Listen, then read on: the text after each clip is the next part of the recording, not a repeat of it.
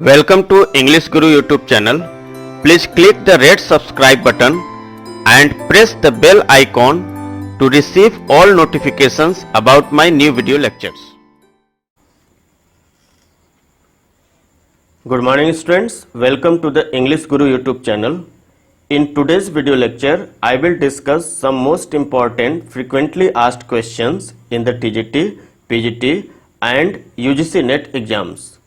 Okay, now let's start. Question number 1. In which of the following novel the office of circumlocution occurs?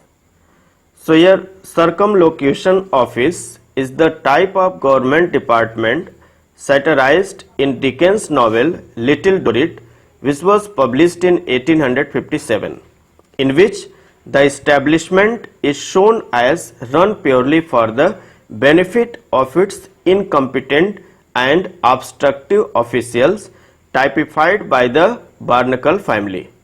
So your right option will be B option, Little Dorrit. Question number 2. Who among the following does not belong to the university wits? So here the phrase university wits is used for late 16th century English playwrights and pamphleteers who were educated at the universities Oxford or Cambridge. Members of this group who got their education from Cambridge were Christopher Marlowe, Robert Greene and Thomas Nash. The members of this group who got their education from Oxford were John Lilly, Thomas Lodge and George Peele. Thomas Kidd is also sometimes included in the group, though he had not studied at university. Okay, so your right option will be D option, Samuel Daniel. Question number 3. Who among the following is regarded as the father of modern literary criticism? So here the correct option is A option, Matthew Arnold. Question number 4. The Study of Poetry 1880 is a work by. So here the Study of Poetry is Arnold's most famous piece of literary criticism. So your right option will be C option, Arnold. Question number 5. An example of an indispensable poet who falls short of Arnold's classic designation, whom Arnold states ultimately lacks the high seriousness of classic poets, is. So your right option will be C option, Chaucer. Question number 6. Arnold's classic poets include. Here the correct option is C option, all of these. Arnold's classic poets include Milton and Shakespeare, Dante and Homer.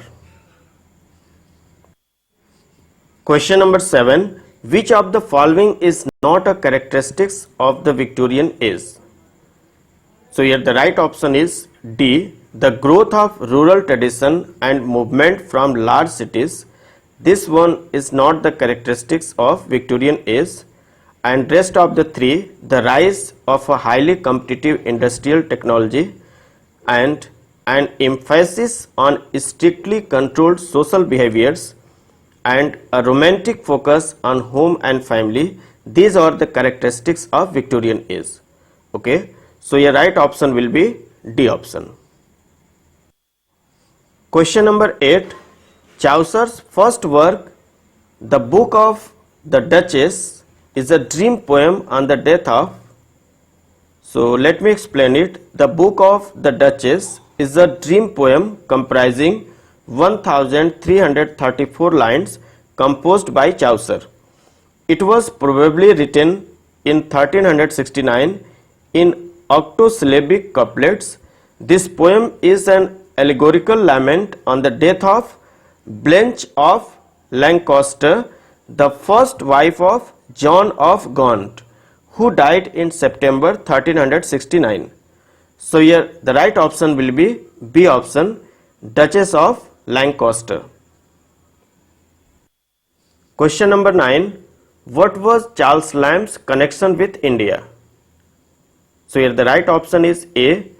He was a clerk in South Sea House that prepared patents and documents for British trading companies in India. Okay, now let's see question number 10. On 5th April 1792, Charles Lamb went to work as a clerk for British East India Company and continued to work there for, so your right option is C option, 25 years. Now question number 11. The opposite of hyperbole is option A meiosis, option B inversion, option C anagnorisis and option D synecdoche. So the opposite figure of speech of hyperbole is understatement.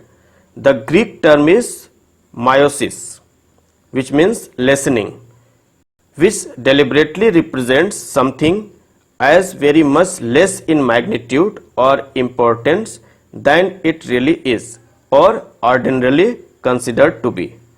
So your right option is A, meiosis. Question number 12. What is the moral of the Nun's Priest's Tale, one of the Canterbury Tales by Geoffrey Chaucer? So let me explain it.